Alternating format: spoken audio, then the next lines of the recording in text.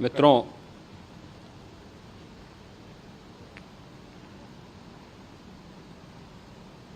महाकुंभ प्रयागराज का आज मौनी अमावस्या का मुख्य स्नान है और कल सायंकाल 7 बजे से ही काफ़ी बड़ी संख्या में श्रद्धालुजन प्रयागराज पहुंच करके स्नान भी कर रहे थे और काफ़ी बड़ी संख्या में श्रद्धालुजन ब्रह्म मुहूर्त का भी इंतजार कर रहे थे।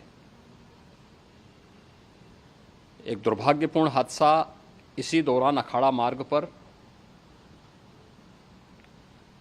संगम के तट पर हुआ, जिसमें 90 से ज़्यादा लोग गंभीर रूप से या सामान्य रूप से घायल हुए। यह हादसा भारी भीड़ के द्वारा अखाड़ा मार्ग के बैरिकेडिंग्स को तोड़ने और उसके बाद उससे कूद करके जाने के कारण वहाँ पर हुआ है, जिसमें 30 के आसपास लोगों की दुखद मृत्यु हुई है। 36 घायलों का प्रयागराज में उपचार चल रहा है। शेष घायलों को उनके परिवार के सदस्य लेकर के चले गए हैं। घटना दुखद है, मर्माहत करने वाला है।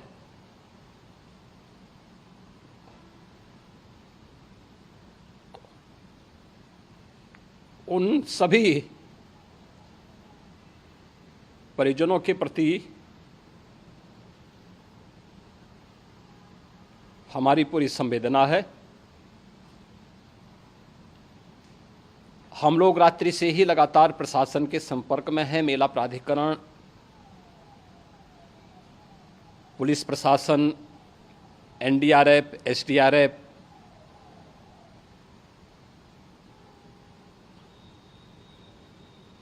और भी अन्य जितने भी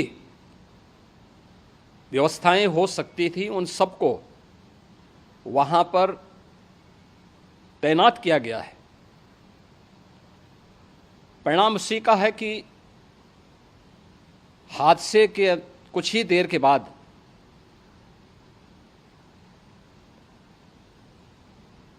राहत कार्य को ग्रीन कॉरिडोर बना करके प्रशासन ने, पुलिस ने, एनडीआरएफ और एसडीआरएफ के स्वयंसेवकों ने सभी लोगों को हॉस्पिटल तक पहुंचाने का काम किया है। लेकिन दुर्भाग्य से इस दौरान ये मौतें हुई हैं।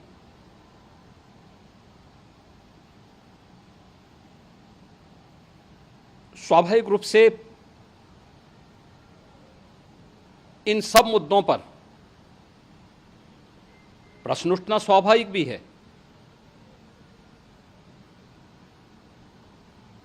उपचार के बाद बहुत सारे लोग अपने परिवारजनों के साथ जा चुके हैं, उनके परिवार के लोग ले जा चुके हैं।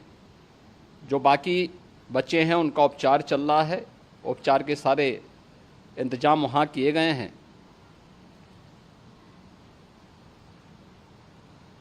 प्रेशर मौनी अमावस्या का ये मुख्य स्नान है महाकुंभ का, और बहुत ज़्यादा प्रेशर प्रयागराज में होने के कारण सभी प्रकार के मार्ग भी चौक थे। रात्रि से ही प्रशासन उन मार्गों को खुलवाने और स्थिति को सामान्य करने के लिए पूरी तत्परता के साथ लगा भी रहा।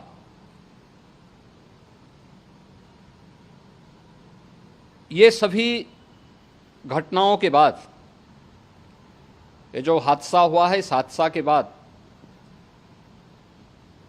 वहाँ पर अखाड़ों ने जो आज अमृत स्नान ब्रह्म मुहूर्त में 4 बजे से प्रारंभ होना था। मेला प्राधिकरण के अनुरोध पर उन्होंने स्थगित किया था। अपराह्न में अमृत स्नान प्रारंभ हुआ, जिसमें सभी अखाड़ों ने और अन्य जो सहयोगी संस्थाएं हैं उन लोगों ने इसमें भाग लिया। सभी पूज्य आचार्य महामंडलेश्वर भी इस अमृत स्नान में भागीदार बने। प्रयागराज में आज 8 करोड़ से अधिक लोगों का, श्रद्धालुओं का दबाव था।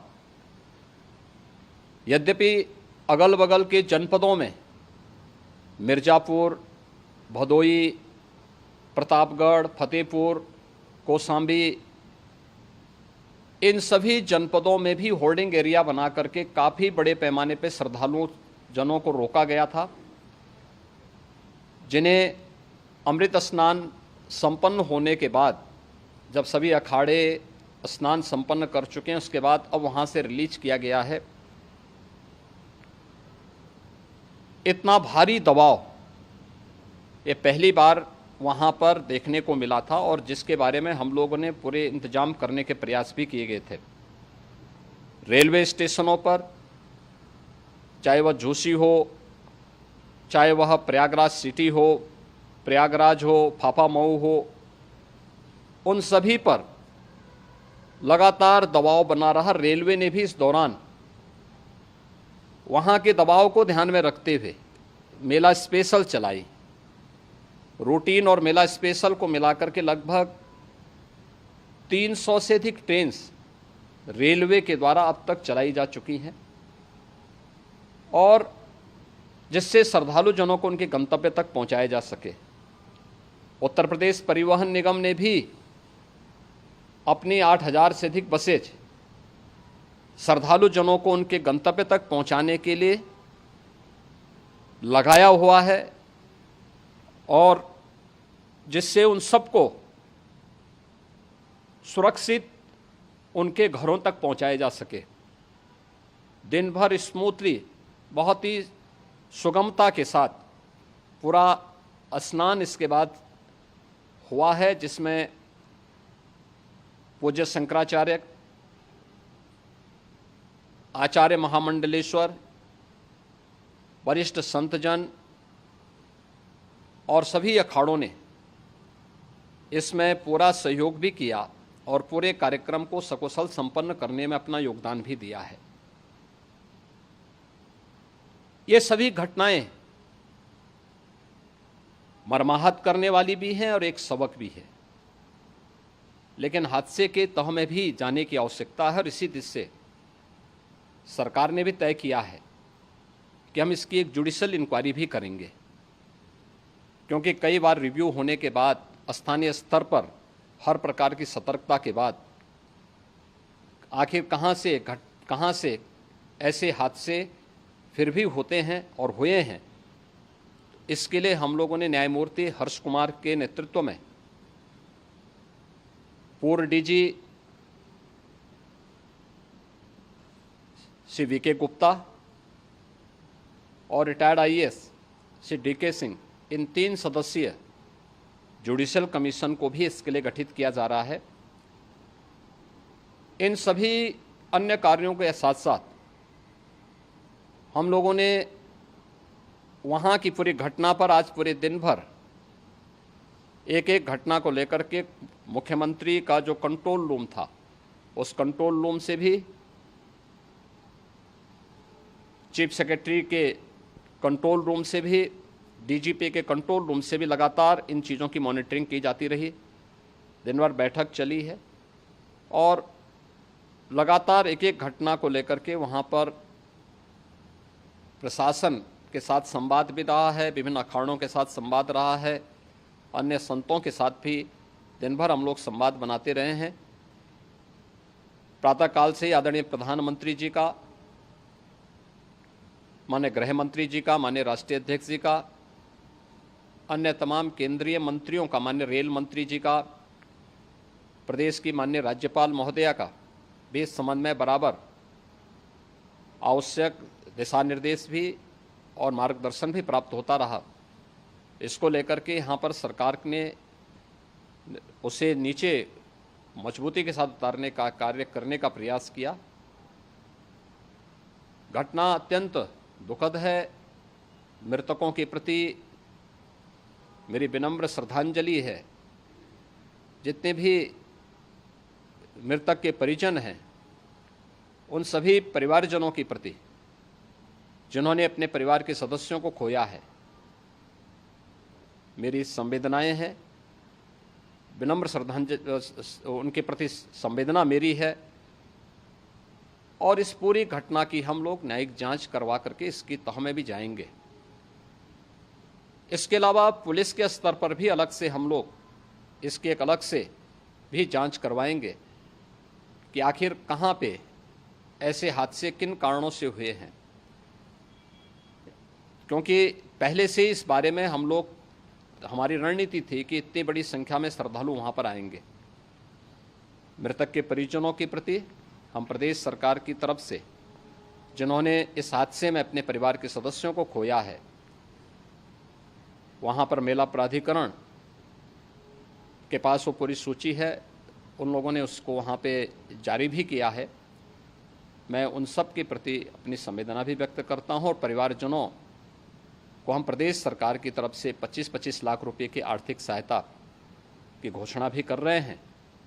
और न्यायिक आयोग इस पूरे मामले को देख करके एक समय सीमा के अंदर राज्य सरकार को अपनी रिपोर्ट देगा और इसमें आने वाले समय में या आने वाले स्नान के लिए भी हम और कैसे व्यवस्था को और सुदृढ़ किया जा सकता है, इसके बारे में भी कल मुख्य सचिव और डीजीपी स्वयं एक बार प्रयागराज जाकर के उन सभी मुद्दों को देखेंगे। आवश्यकता पड़ती है तो फिर इसमें, यद्यपि आज प्रदेश सरकार के तमाम वरिष्ठ अधिकारियों को हम लोगों ने अलग अलग स्थानों पर वहाँ लगाया गया था और वे सभी पूरी तत्परता के साथ, प्रमुख सचिव नगर विकास वहीं थे, पीडब्ल्यूडी के प्रमुख सचिव भी वहीं पे थे, पावर कॉरपोरेशन के चेयरमैन भी वहीं पे मौजूद थे, जिन एक एक मुद्दों पर वहाँ पर वे लोग लगातार निगाह रखे हुए थे। लेकिन दुर्भाग्यपूर्ण घटना और ये मर्माहत करने वाली घटना है। मैं सभी उन पुण्य आत्माओं के प्रति अपनी विनम्र श्रद्धांजलि भी अर्पित करता हूँ।